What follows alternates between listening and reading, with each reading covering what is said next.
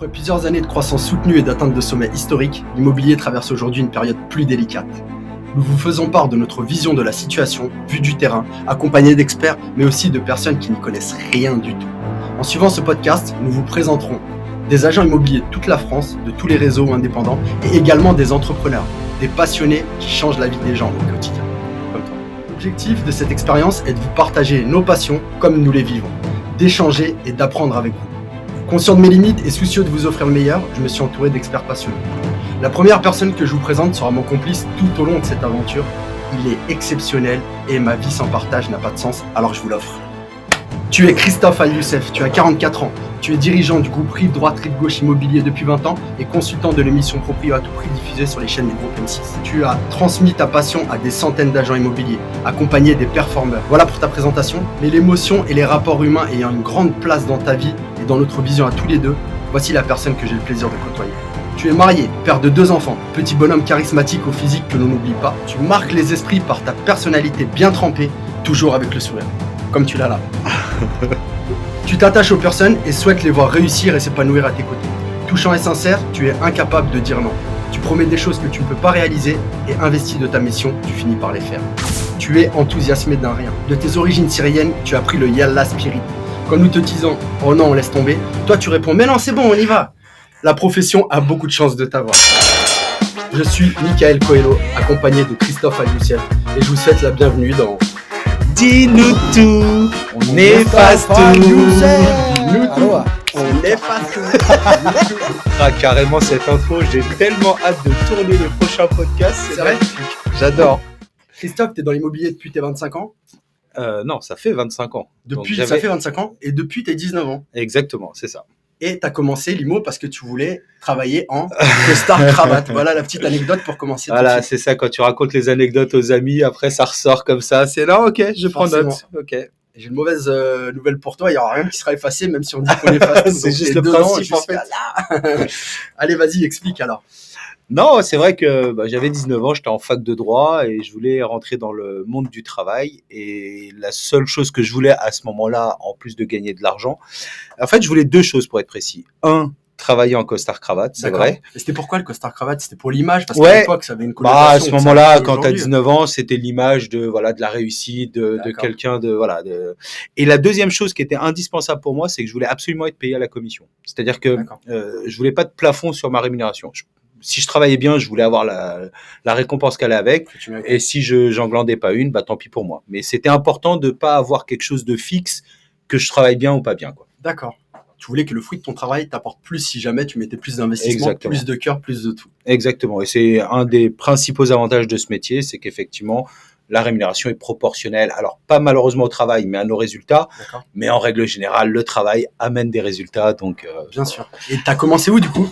J'ai commencé à Cachan, là où j'habitais, dans l'agence Guy Hockey, qui venait d'ouvrir, et Jean-Marie de Souza, je m'en rappelle, qui m'a donné ma chance. Donc c'est quelqu'un qui a compté pour moi. Je lui avais laissé un CV comme ça, et puis il avait quelqu'un qui avait déjà été embauché, qui a pas tenu, et du coup il m'a rappelé, et c'est comme ça que l'aventure a commencé. D'accord. Et nous on s'est rencontrés il y a 10 ans. Tu te rappelles de la rencontre ? Ouais, je me rappelle. Vas-y, raconte, je veux voir si tu t'en rappelles bien ou pas. Alors bien, je sais pas, t'as une meilleure mémoire que moi, mais je m'en rappelle suffisamment pour savoir que tu m'as marqué et que j'ai gardé le contact avec toi.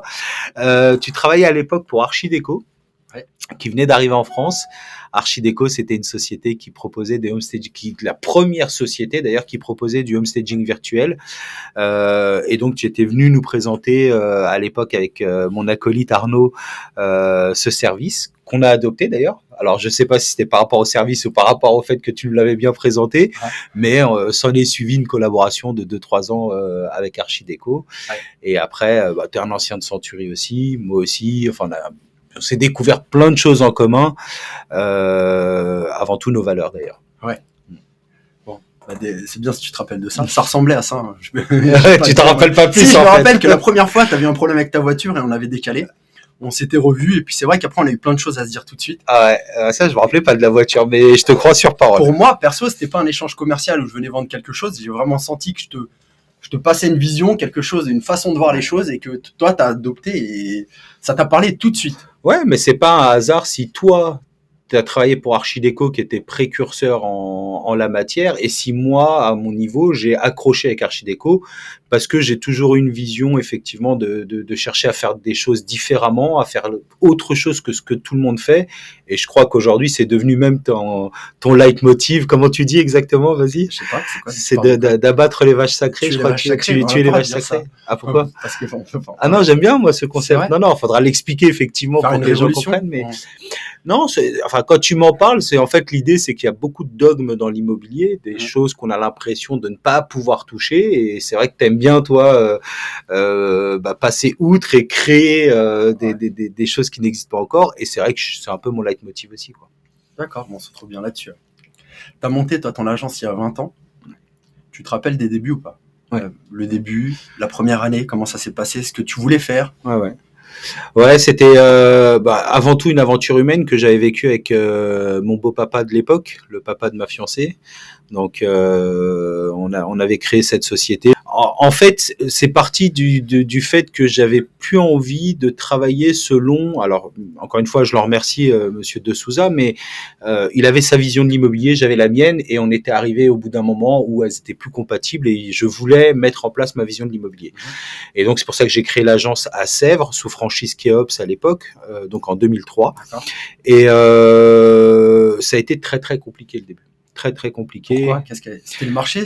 Non, le marché était porteur. D'accord. C'est juste que j'avais 23 ans, 23 ou 24 ans, et que il y a beaucoup de différence entre être un bon commercial, ce que j'étais, être un bon manager, ce que j'étais un peu moins, et surtout un bon directeur gérant, ce que je n'étais pas du tout. Et c'est vrai que j'avais 3 casquettes à ce moment-là à endosser, et j'avais pas forcément ni les épaules ni le costume pour. Donc j'ai beaucoup payé pour apprendre les premières années. Ouais. Et puis après, je pense que tu as eu de beaux moments aussi. Ouais. Et ta plus grande réussite, c'est quoi? Est-ce que tu as un moment marquant, plus que les autres, dont Ouais. tu peux nous parler là? Ouais, bien sûr. C'est parce que je l'ai partagé avec Arnaud, donc qui a partagé quand même ma vie professionnelle. C'est qui Arnaud pendant qu'on Alors Arnaud, c'est vrai que j'en parle comme si tout le monde le connaissait, même si beaucoup le connaissent. Je parle d'Arnaud Motreff, qui est un ami d'enfance, donc je disais, qui a partagé ma vie professionnelle pendant 11 ans, mais ma vie professionnelle depuis 35 ans. Et c'est quand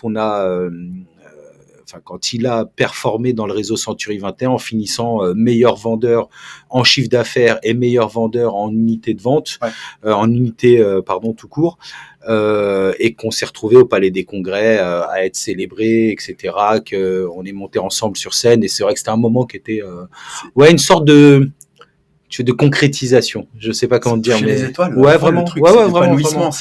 J'y avais même peut-être jamais pensé, même si c'était l'objectif. Chez Carnot, il est comme ça, il a un objectif, il le suit. Mais c'était en fait, un rêve fou. Et rapidement, je te raconte l'anecdote, c'est que avant de rentrer dans le réseau Century 21 en mai 2014, on était bien. On faisait du chiffre, c'était correct, etc. Mais on savait pas si ce qu'on faisait par rapport à d'autres, c'était fou, c'était juste bien, c'était moyen. Il n'y a pas de mesure, et vous pouviez pas vous comparer à quelqu'un et vous rendre compte. C'est exactement ça. Et quand on est rentré dans le réseau Century 21 en mai 2014, on a fait du coup notre première convention en mars 2015 à Cannes. Et là, on s'est pris une gifle monumentale. Je nous revois. Déjà, on a passé 2 jours extraordinaires. On a fait la fête, on a bien mangé, on était à Cannes, au bord de la Croisette. Enfin bref, c'était vraiment très sympa. Et dans le train du retour, on était éclatés. On venait de voir Michael Aguilar et Philippe Bloch. Je me rappelle, c'était les 2 intervenants de l'époque qui nous avaient scotchés, parce que nous, en indépendant, on n'a jamais eu accès, tu vois, à ce genre à des conférences comme ça, avec des personnes qui viennent partager. Donc, on s'était pris 2 gifles monumentales, et dans le train, on était fatigués. On se regarde avec Arnaud, on se dit, mais attends. Et là, il y avait justement, excuse-moi, dans la convention, les classements. Un tel a fait tel chiffre, telle agence a fait tel chiffre. Et là, on s'est dit, mais attends, mais si eux arrivent à le faire, pourquoi pas nous? Et je pense que le plafond de verre a explosé à ce moment précis dans le train, fatigué, absolument, toutes les émotions. Et là, écoute, 2015, 2016 et 2017 ont été 3 années assez extraordinaires, avec l'apogée dont je te parlais tout à l'heure. Mais voilà, alors j'ai vécu énormément de bons moments dans ma vie, avec beaucoup de personnes que j'ai beaucoup appréciées, la plupart d'entre elles que je continue à côtoyer. Mais c'est vrai que ce moment-là, s'il fallait en ressortir un, ce serait vraiment ce moment-là. 1, parce qu'il était magnifique, et 2, parce que je l'ai partagé avec Arnaud. Donc pour toutes ces raisons. Et que tu as besoin de partager. Ouais, je sais pas si c'est bien parce que quand on écoute du développement personnel, il faut que la réussite soit personnelle, etc. Moi, j'ai besoin effectivement de la partager Ouais. avec des gens que j'aime. En plus, c'est pas juste de la partager, c'est de la partager avec des gens que j'aime vraiment. Et c'est comme ça qu'on va partager notre future réussite, puisque Ouais. tu fais partie des gens que j'aime vraiment. Et c'est vrai que voilà, cette réussite partagée avec Arnaud était très importante pour moi. Bon, moi, ça me parle bien. J'espère que ça parle à tout le monde. Mais moi, je comprends. Parce que c'est pareil, j'ai pas de réussite tout seul. Ça me fait rien. D'ailleurs, dès que j'ai un truc ou que je vois quelque chose qui me plaît, ou il y a un moment, Tu partages? j'essaie tout de suite de trouver quelqu'un pour Bien lui sûr. raconter parce que je sais pas, le fait de le raconter, je vis là-dedans. Et c'est sinon, ce truc-là, je rentre chez moi, Après, je te disais que les gens comprendraient pas forcément, mais un de mes mentors, qui est Laurent Vimon, disait que un bon manager, c'était grandir en faisant grandir les autres. Tu avais cette bien notion sûr. déjà de partage. Moi, réussir tout seul, je t'avouerais que c'est pas. D'ailleurs, c'est quoi réussir? Déjà, c'est très compliqué. C'est des petits moments, c'est des petits succès, et pour moi, tout ça, ça se partage. Donc vraiment, Mhm. c'est un leitmotiv pour moi, et je sais que je ne ferai jamais quelque chose où je peux réussir tout seul. D'accord. Il y a ce besoin-là.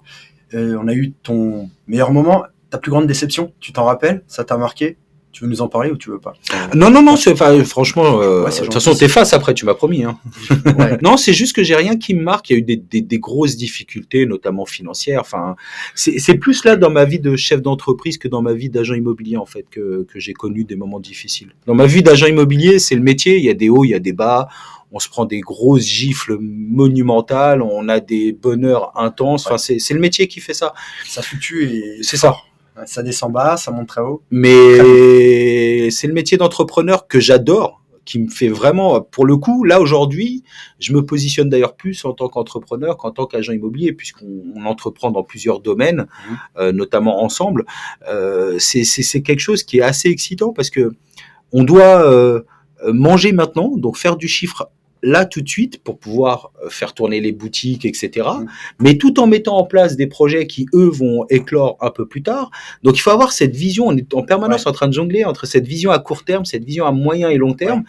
Et c'est assez excitant, mais parfois c'est assez angoissant, voire même très angoissant. Et c'est ces moments d'angoisse que je peux te dire comme étant Moi, voilà, je comprends des pas. souvenirs pas J'ai compliqués. pas, moi, les contraintes que t'as.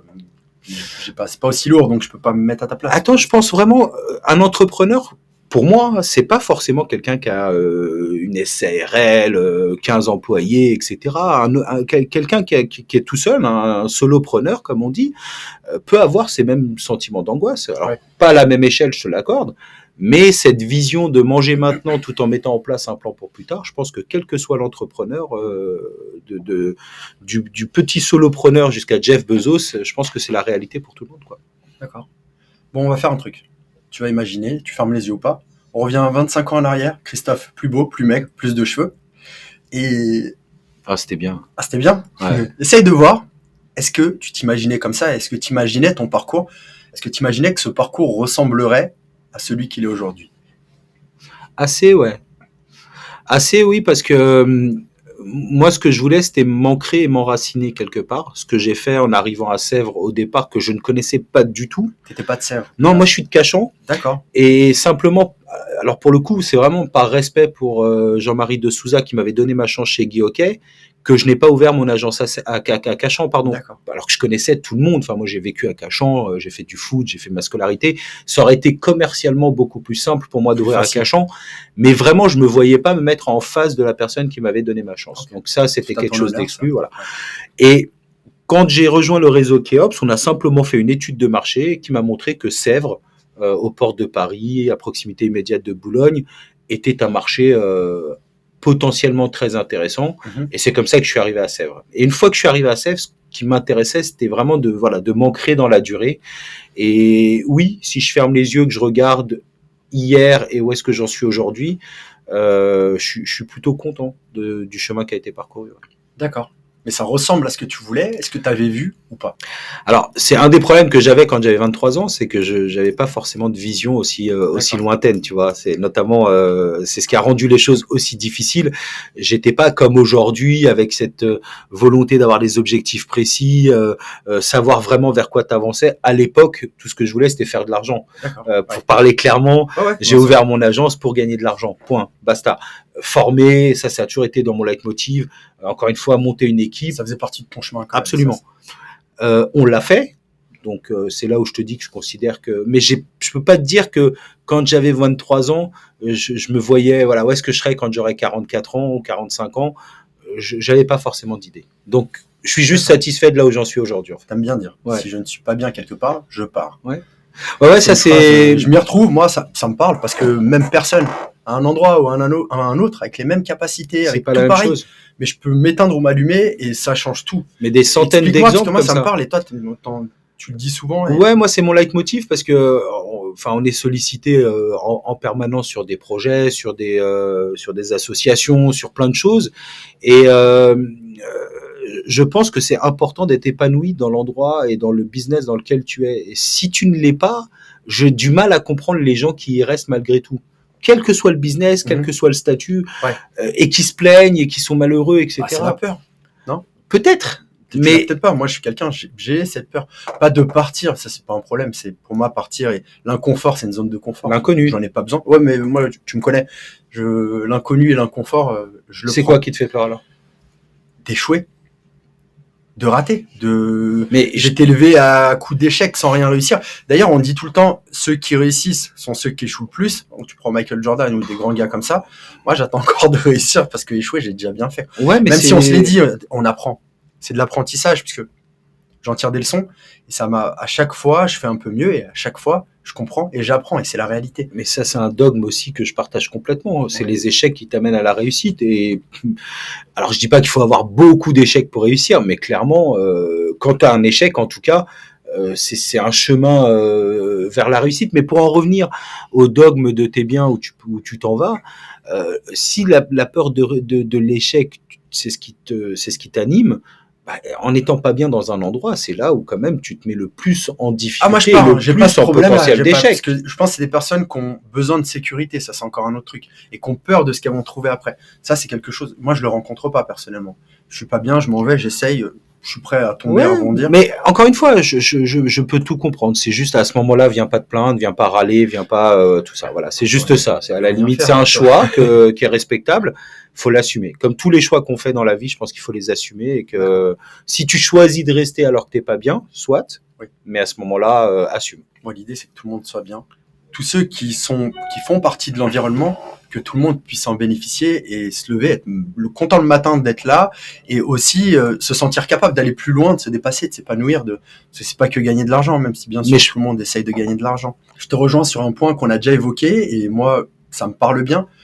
Pour toi, le pro et le perso sont liés. Oui. Et puis, il y a plein de personnes qui ne comprennent pas parce que le travail, c'est le travail, la maison, c'est la maison. Moi, ça me parle parce que je suis toujours un peu la même personne dans les deux. Et puis, quand je suis à la maison, je touche au travail. Et quand je suis au travail, les deux s'en mêlent un peu. Explique-moi un peu cette vision-là de... Alors, pour moi, c'est logique. Voir, comme dirait Denis Beauville, c'est presque évident. Alors, ça ne l'est pas puisque tout le monde ne partage pas, mais bien sûr. C'est peut-être aussi parce que je fais un métier qui n'est pas un métier pour moi. C'est vraiment quelque chose qui est maintenant ancré en moi, que je fais par plaisir. Et je ne peux pas être bien dans un domaine et pas bien dans l'autre et vice versa. C'est-à-dire que si ça se passe pas bien dans ma vie perso, comme c'est arrivé plusieurs fois dans ma vie, comme tout le monde, et ben ça a forcément un impact sur mon pro. Et vice versa, si le pro est difficile, etc. Et ben forcément tu rentres pas à la maison avec la banane, t'es pas le papa le plus épanoui, le mari le plus aimant. Pour moi, il y a forcément un principe de vase communicant où l'énergie de l'un va sur l'énergie de l'autre. Ouais. Les deux se ressemblent. Et de toute façon, tu es la même personne, donc exactement. Tu peux pas être bien, up, down. Mais c'est là où je te disais que c'est parce que justement, je mets pas un costume le matin pour aller au travail, c'est-à-dire que je suis la même personne. Donc oui, exactement, tu as raison. Peut-être si quelqu'un fait un travail où il se lève le matin, il met un costume, il va, il fait ce qu'il a à faire, il rentre le soir, il peut peut-être mettre cette séparation complète entre la vie pro et la vie perso. Ouais. Je pense que dans notre métier, c'est plus compliqué. C'est plus dur. Ouais. Et du coup, en 25 ans, t'as pas fait le tour du travail. Qu'est-ce qui te stimule aujourd'hui ? Qu'est-ce que tu apprends ? Alors, Je le fais plus de la même manière, ça c'est sûr. C'est-à-dire que les heures de prospection, etc., je les fais plus. J'aide mes collaborateurs à le faire, mais moi-même, je ne prospecte plus de la même manière. Ce qui me motive aujourd'hui, ça fait 20 ans que je suis à SEV, c'est de revoir des clients qui ont bénéficié de mes services il y a quelques années, qui reviennent me voir, etc. Ça, je vois pas comment tu peux te lasser de. En fait, je suis beaucoup plus maintenant sur la relation humaine que sur le commercial type. Donc, c'est beaucoup plus confortable, mais je l'ai gagné en étant présent sur le même secteur depuis 20 ans. C'est pas quelque chose que tu peux faire en 6 mois, 1 an, 2 ans. Il faut vraiment s'investir sur son secteur. Bien sûr. Et c'est ce que je fais pas, parce que moi, j'ai pas ta stabilité. Et comme j'ai beaucoup changé, c'est le genre de choses que ça complique. Je perds pas. C'est vrai que quand tu changes, moi, souvent, ça me fait vivre parce que ça me stimule et je suis reparti. Ouais. Le problème, c'est que dès que je suis dans ma zone de confort, je meurs à petit feu. Tu t'ennuies. Je suis toujours obligé de me mettre en galère. En fait. Tu t'ennuies. Après, on pourra en parler dans d'autres podcasts et puis dans d'autres circonstances. Mais non, effectivement, je parler de moi. On parle de nous, bien sûr. Mais effectivement, tu as été diagnostiqué TDAH et forcément, ta personnalité fait que mes besoins à moi ne sont pas les tiens et bien que sûr. Ce qui peut effectivement, moi je te parle d'enracinement, je te parle de longévité, je te parle effectivement de faire la même chose depuis 20 ans et je suis heureux. Mais toi, tu serais fou. Donc, effectivement, mais c'est peut-être là aussi où on se complète. Orelsan, il dit ça. Ouais. La plupart des choses dont rêvent les gens d'ici me feraient mourir d'ennui. Ouais, tu vois ouais. Non, mais c'est incroyable. Ouais. Orelsan a écouté, réécouté, parce que c'est un peu notre philosophe en ce moment. Mais voilà, c'est pour ça, chacun son chemin de vie, chacun son... Moi, là, tu me poses des questions sur moi, donc je parle de moi. En aucun cas, bien sûr. Mais en aucun cas, c'est une doctrine ou c'est quelque chose où je dis c'est comme ça, il faut, etc. D'accord. Chacun viendra. Tu as fait une vidéo magnifique, encore une fois, sur le TDAH que j'invite vraiment les gens à aller voir. Chacun va y trouver, prendre ce qu'il a à prendre, laisser ce qu'il a à laisser. C'est de la même chose sur ces podcasts. Nous, on vous raconte des choses. Nos invités vous raconteront des choses. Prenez ce qui vous intéresse, laissez le reste. Ceux avec qui ça parle. Quoi. Exactement. On ne prétend pas avoir raison. Mais on veut faire les choses à notre façon. Exactement. Pour être heureux, c'est tout. Voilà. Et pour bien les vivre. Et on explique notre façon, justement. Pour le transmettre. Et tu peux le transmettre que quand tu es bien. Et du coup, aujourd'hui, tes motivations, tes projets, c'est quoi ? Tu me disais, tu n'as pas fait le tour. Mais est-ce que tu as d'autres motivations, d'autres projets parce que tu as 44 ans, il reste du temps encore. Sauf si tu as prévu de t'arrêter dans 2 ans de travailler, mais je ne pense pas. Non, parce que vraiment, je travaille pas encore une fois. Et puis, j'arrive maintenant suffisamment à aménager mon organisation pour avoir mes moments de soupape perso de décompression, le golf pour pas le citer, je te casse la tête avec ça, mais ça m'a piqué. Donc non, mais c'est vrai que c'est important. Je comprends, la sensation elle est belle. Il y en a c'est de courir, il y en a d'autres c'est la salle, il y en a d'autres c'est la musique, il y en a d'autres peu importe, mais je pense que voilà, c'est important de réussir à trouver cet équilibre et effectivement aujourd'hui je pense l'avoir trouvé. Donc je pense avoir l'endurance pour tenir encore quelques temps. Mais effectivement, des projets, alors j'en ai beaucoup, un certain nombre en commun avec toi. Ce que je veux surtout, c'est gagner de l'argent, mais ça, je commence toutes mes phrases comme ça, je sais que c'est pas ton leitmotiv, mais... Si, mais ça, attends, mais si. Non, mais c'est pas un like fait me lever, voilà. Moi, mais ça, pour rien, ça a été quand j'avais 23 ans et que j'ai ouvert l'agence et qu'il fallait que je construise ma vie, que j'achète ma maison, que je me marie, que j'ai des enfants, etc. Non pas qu'aujourd'hui je n'en ai pas besoin, loin de là, mais j'ai besoin d'autre chose et cette autre chose, c'est aujourd'hui, c'est de la transmission. C'est d'aller, que ce soit à travers des formations, que ce soit à travers effectivement des sites internet qu'on est en train de créer, des podcasts, etc. Transmettre un maximum de cette beaucoup de partage. Ouais, c'est vraiment transmettre ça. Puis retrouver des personnes qui partagent la même vision pour avoir des échanges avec eux. Ouais, exactement. Comme on en a déjà rencontré pas mal. Et j'ai envie d'agrandir mon cercle de partage. Là aujourd'hui, enfin depuis 20 ans, tout tourne autour de mon agence et de mon équipe. Et aujourd'hui, j'ai envie d'élargir ce cercle de partage. Et tiens, c'est un pourquoi du podcast. On peut nous demander, et on me le demande. Je sais pas si on te le demande, mais pourquoi vous faites ça, quoi ? C'est exactement. Tu veux être influenceur ? Je dis non, pas du tout. Maintenant, je préfère partager que faire des techniques de prospection plus anciennes. Et à moi, tu sais que ça me parle pas du tout et que là, tu me mets une boule dans le ventre vraiment. Si tu me les fais faire, parce que ça n'a pas de sens et j'ai pas envie de faire des choses qui n'ont pas de sens aujourd'hui, je pense. Et puis après, c'est vraiment de partager et avec le plus de personnes possible, parce qu'on rencontre plein de personnes, on parle de nos idées, on a d'autres idées qui viennent. Et puis cet échange, c'est stimulant. Les gens, ça brille dans leurs yeux. puis moi je kiffe. Ouais, exactement. J'adore. D'ailleurs, rien qui est préparé. On a un fil rouge de sujets qu'on va aborder, mais en aucun cas, là, on est vraiment dans la spontanéité la plus totale. Toi plus que moi. Après, quand tu dis que tu veux pas être influenceur, si Magali Berda nous regarde et qu'elle veut qu'on fasse quelques placements de produits moyennant finance, moi, je suis tout à fait prêt à mettre des costumes de marque Hugo Boss. Je ne sais pas qui c'est. Tu ne connais pas? Non. Bon, bah, encore une fois, on se complète bien, tu vois. Je sais pas. Franchement, tu rates pas grand-chose. Vas-y, continue. D'accord. Alors, tout à l'heure, je t'ai demandé de faire un bond en arrière, de te rappeler. Ouais. Maintenant, je vais te demander de visualiser. Dans 5 ans, t'es heureux et épanoui si t'as fait quelque chose, si t'es quelque part. Je connais déjà un peu la réponse, j'ai déjà une idée. Mais t'es heureux et épanoui dans 5 ans si ton quotidien c'est. Je t'écoute. Franchement, c'est le même qu'aujourd'hui, mais avec ce qu'on est en train de mettre en place qui est... C'est quoi que tu étais en tête? Tu crois que je vais dire? Tu vas me parler du golf. Ouais, j'en étais sûr. Ouais. Non, mais c'est vrai. Alors, je serais heureux et épanoui dans 5 ans si j'arrive effectivement à mettre en place une organisation de travail qui me permette de plus en plus de pouvoir profiter de cette passion nouvelle et de pouvoir faire des voyages golfiques, de pouvoir faire des séjours un peu plus sympas. Et mais c'est pas incompatible, tu sais. Le golf a cet avantage de pouvoir faire aussi du business en jouant, de rencontrer des gens intéressants. C'est là où je te dis que ma vie d'aujourd'hui, la même, mais un stade au-dessus par rapport aux projets qu'on est en train de mettre en place, qui seront à ce moment-là dans le succès, moi, je suis heureux. Je suis déjà heureux. Donc, à moins qu'il y ait quelque chose qui parte en cacahuète dans ma vie, si j'ai la même vie dans 5 ans, en ayant avancé encore, bah, je serai d'autant plus heureux, quoi.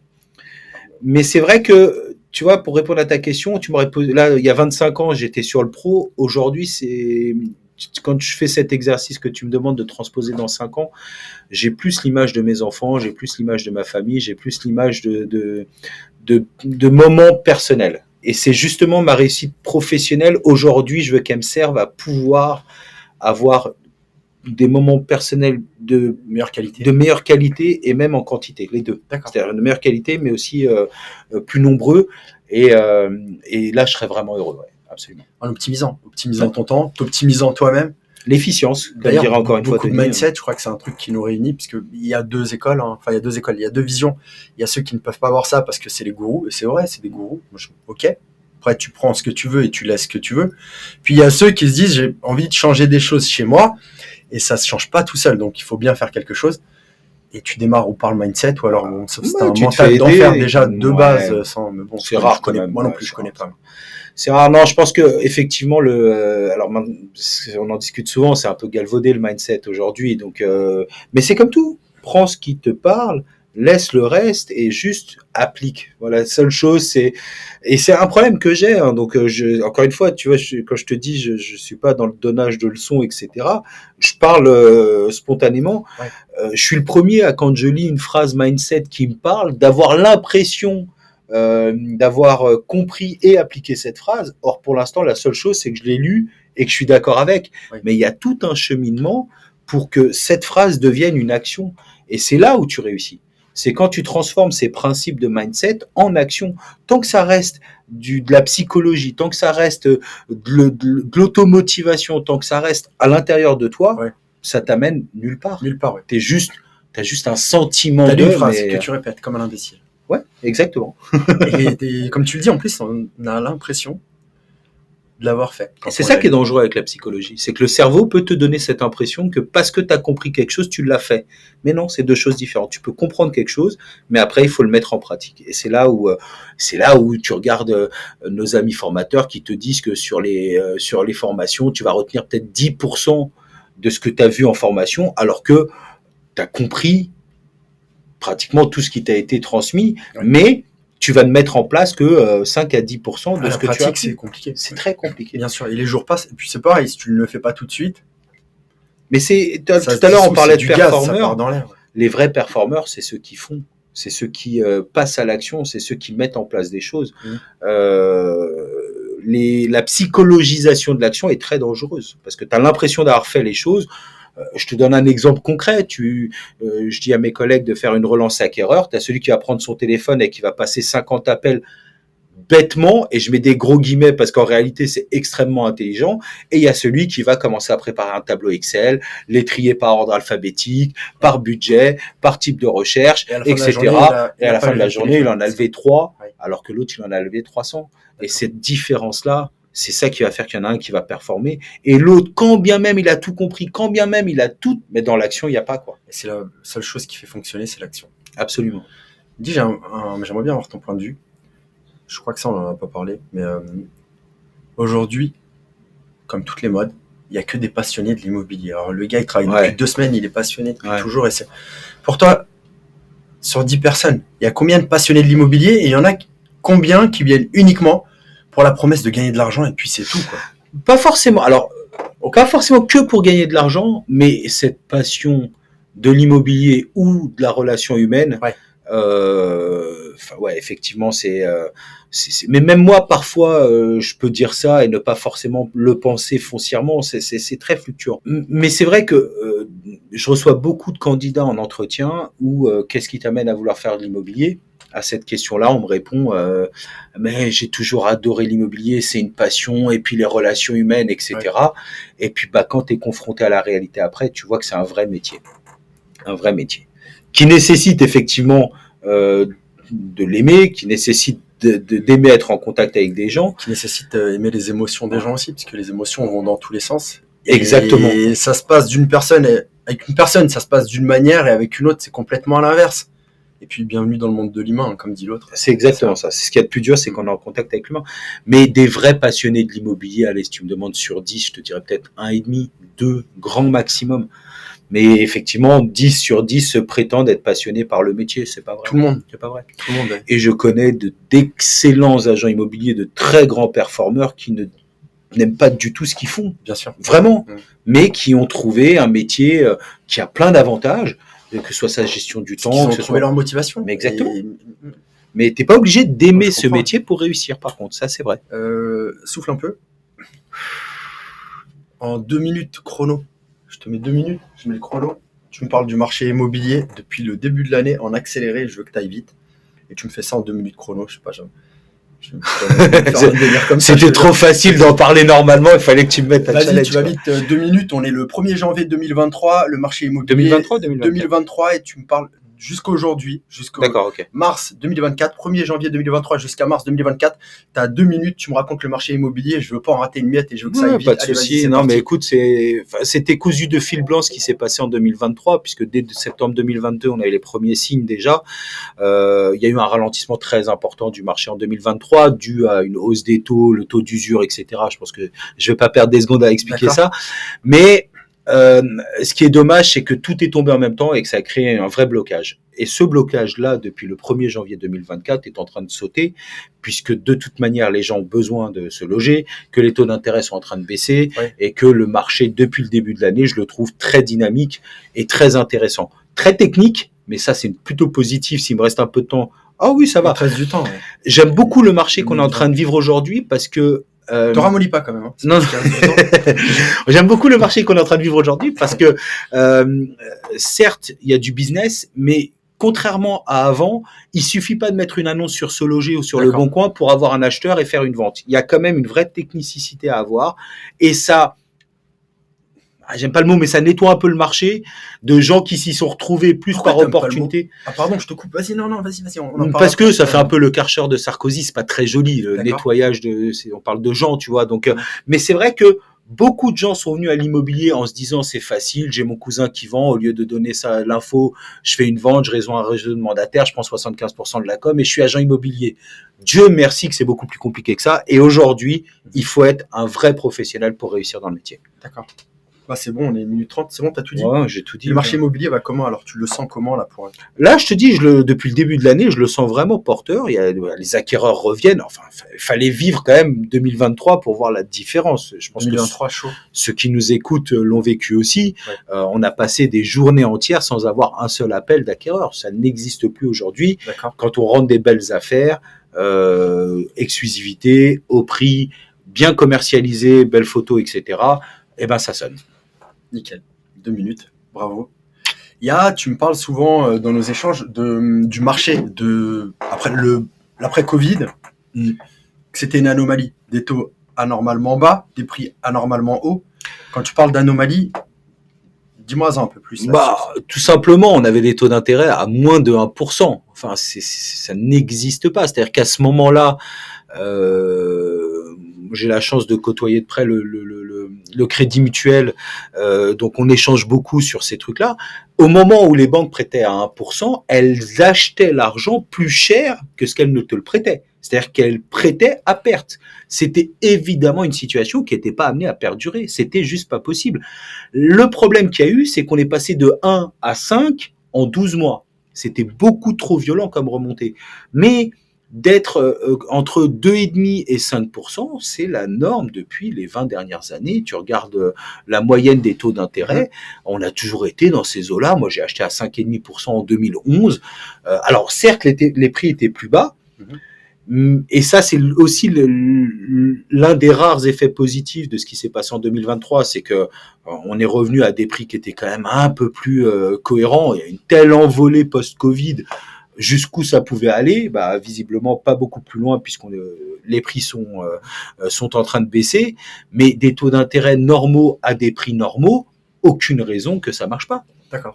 Là, on était à des taux d'intérêt ridicules, à des prix ridiculement hauts. Donc c'était complètement artificiel. Tu pouvais acheter à 1 million d'euros quelque chose qui en valait 800 000 parce que l'argent que tu empruntais te coûtait 200 000 de moins. Donc à l'arrivée, ça te revenait au même. Là, on est juste revenu à quelque chose qui vaut 800 000, on le vend à 800 000 et le taux d'intérêt, il est à 3,5, 4%. D'accord. Normal. Après 2008, 2009, tout le monde disait que le marché s'était autorégulé, que c'était descendu, il y avait une crise, et pourtant, c'est reparti de plus belle quelques années après.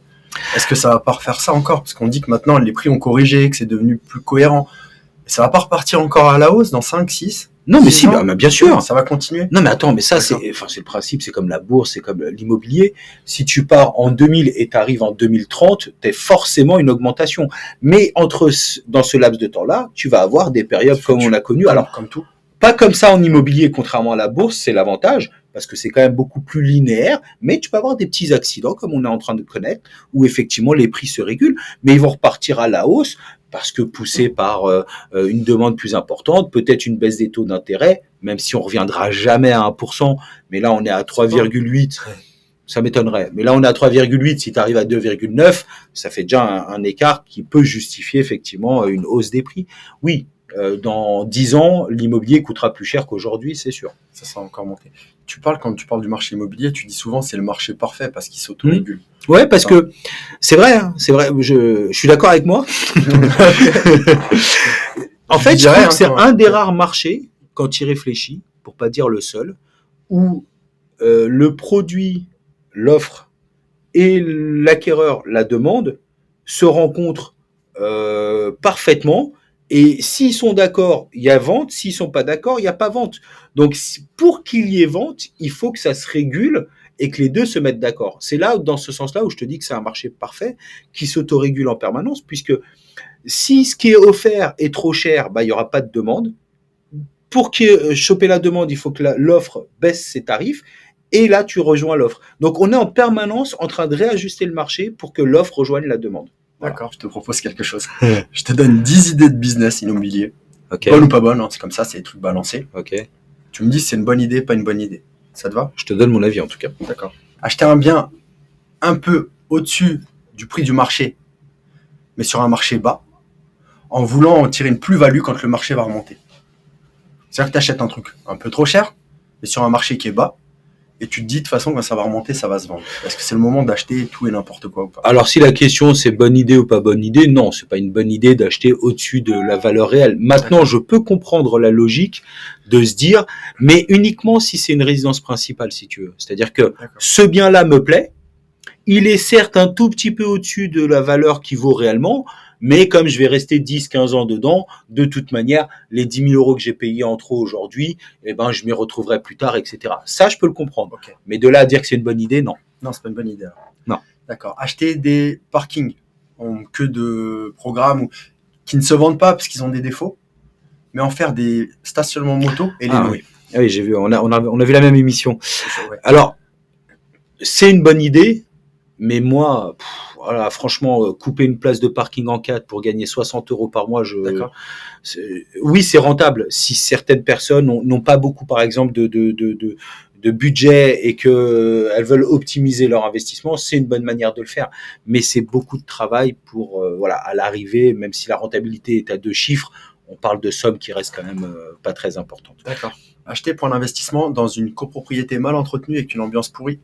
Donc en partant du principe que ça va pas s'arranger tout de suite. Par contre, tu l'achètes moins 20% du prix du marché. C'est à 100 000, tu l'achètes 80 000. Ah ouais, même moins, c'est pas assez allé. Tu l'achètes 70 000, 30% en dessous du prix. Et la copro est pourrie et C'est pas entretenu. Et l'ambiance est pourrie aussi. C'est-à-dire que. Et ben là, à l'inverse de ta question, ça va pas marcher, tu vois. À l'inverse de ta question de tout à l'heure, je te dirais, si c'est pour faire un investissement locatif, pourquoi pas? D'accord. Puisque là, tu as une vision, alors pas tout le monde, mais la plupart des investisseurs ont une vision quand même purement financière. J'achète tant, je peux louer à tant, quelle est la rentabilité? Pour y habiter toi, bon, ça donne pas très envie ce que tu me décris. C'est la question d'après, du coup, pour y habiter, non. Pour investir. Non, pour y habiter. Bah, après, c'est encore une fois, c'est mon avis. Je pense que le choix le plus important, le critère le plus important pour l'habitation principale, c'est d'y être bien. C'est d'y sentir bien. Exactement. Ouais, bien sûr. T'achètes une maison, moins 20% que le prix qu'elle vaut. Ok. Jusque-là, mais elle est trop petite. Toi, tu l'achètes parce que tu dois agrandir. Sauf que tu dois l'acheter tout de suite, t'as pas le temps d'aller te renseigner pour voir si tu peux faire tout ce que tu as à faire. Tu l'achètes pas, bonne idée, pas bonne idée. Non. Tu peux peut-être le faire, ou peut-être pas. Oui, mais c'est le peut-être qui est pas possible. Ouais, mais si tu achètes moins 20% en dessous du prix, est-ce que de toute façon tu peux pas la revendre? C'est vrai si qu'il y a jamais cette, ça fait un peu après, oui, pas pouvoir y habiter et ça met un délai, forcément ça peut te mettre dedans si c'est ta résidence principale, c'est sûr. Bah, si elle est vraiment moins 20% en dessous de, si ça vaut 1 million, que tu l'achètes à 800 000, que tu peux pas agrandir et que tu la revends à 900 000 après, bon, il y a pas de casse. Mais je conseille pas de faire ce genre de projet sans avoir, je dis même pas de mettre une condition suspensive. Je dis au moins d'avoir été à la mairie, au service de l'urbanisme, se renseigner sur ce qui est faisable, de pas faisable. D'accord. Donc, voilà. Plutôt, je partirais plutôt sur ça. D'accord. Le dernier point, est-ce que il vaut mieux investir avec une forte rentabilité, mais sur un patrimoine qui n'évolue pas trop, qui ne va pas trop à la hausse, comme c'est le cas dans des villes de province. On le voit, tu as 8% de renta, mais quand tu revends 10 ans après, finalement, ça va pas bouger. Ou dans une ville où tu as peu de rentabilité, mais par contre, où le patrimoine évolue. Comme c'est le cas un peu ici, où c'est pour de la renta, c'est pas terrible, mais par contre, dans le temps, ça prend de la valeur. Pour moi, là, tu n'as pas de bonne réponse. C'est vraiment, tu as 2 profils différents d'investisseurs. Les 2 sont bien. La question, c'est est-ce que tu as plus besoin d'une rente ou est-ce que tu as plus besoin de sortir du cash à la fin du projet? Si tu as plus besoin d'une rente, par exemple, je pense à un retraité, bah, il vaut mieux qu'il achète à 100 000 € un appart à Reims qui va lui amener 800 € par mois plutôt qu'une chambre de service à Paris qui va lui ramener 400 € par mois. Même si la chambre de service, plus tard, il la revendra plus cher. C'est vraiment, ça dépend de ton profil. Les 2 sont des bonnes idées. Et pour investir, ton conseil serait quoi là? De le faire déjà. Le faire. Ouais, enfin, quand on peut, en tout cas. J'ai jamais réussi à avoir une discussion avec quelqu'un qui veut absolument être locataire toute sa vie et qui a réussi à me trouver des arguments qui étaient suffisamment forts pour que je valide. À part un qui est la mobilité facile. Mais bon, si tu achètes bien, c'est pas non plus un calvaire de revendre et de partir. Mais financièrement, je vois pas comment ça peut être une bonne idée. Donc, déjà, le premier conseil, c'est d'investir le plus tôt possible. À 19 ans, tu as ton premier CDI, achète un petit bien. Même si tu ne l'habites pas, tu le mets en location, tu le revends. Comme je t'ai dit tout à l'heure, le marché immobilier est en perpétuelle évolution. Donc, tu l'achètes 100, tu le revendras 120, tu achèteras plus grand, et puis plus grand, etc. Commencez le plus tôt possible. Ensuite, bien s'assurer justement qu'il n'y ait pas de surprise, surtout. Voilà. C'est-à-dire que tu achètes un bien, tu sais qu'il est pourri, tu le sais. Je dis pas qu'il faut pas l'acheter, mais tu le sais. N'achète pas un bien en pensant que tout va bien, et puis à peine tu as signé, 3 mois après, tu as un ravalement à 15 000 € qui vient te plomber toute ta rentabilité, par exemple. Bien sûr. Voilà. Prendre tous les paramètres. Tous les paramètres sont importants. Voilà. Si tu achètes un truc qui vaut 100 000 à 70 000, pour reprendre l'exemple que tu m'as donné tout à l'heure, tu le sais que c'est parce que tu auras 15-20 000 € de travaux dans les prochaines années de copropriété. Ouais. Mais tu le sais, c'est pas une surprise. Donc, fais-le. Mais voilà, de bien se renseigner sur tout ce qui peut être annexe. C'est pas juste combien ça coûte et combien ça se loue. Ok, ça marche. Et si les gens veulent d'autres renseignements, ils nous appelleront. Allez, ça roule. Bon, moi, je crois que c'est tout pour aujourd'hui. C'était un plaisir de lancer ce moment d'échange avec tout le monde. Ouais, c'est passé très vite. Premier, pour que ça roule, c'est passé très vite. Je veux dire, ça fait au moins une quarantaine de minutes quand même.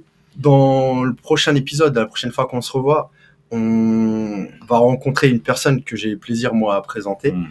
Parce que c'est quelqu'un que j'ai connu quand j'étais au fond du trou et il m'a aidé à monter. Et toi, tu m'as toujours dit d'ailleurs, il est super ce gars-là quand je t'en parle. Ouais, et je suis vraiment très, très heureux de le rencontrer, vraiment. Il m'a aidé à monter centimètre par centimètre. Et puis, on le voit donc la semaine prochaine. Ça va être génial. Christophe, à la semaine prochaine. Ouais, avec plaisir, en fait, Mika. on va aller boire un coup, mais on se dit à la semaine prochaine. Voilà, c'est terminé. Essayez pas de retenir, parce que là, tout de suite, on va tout effacer.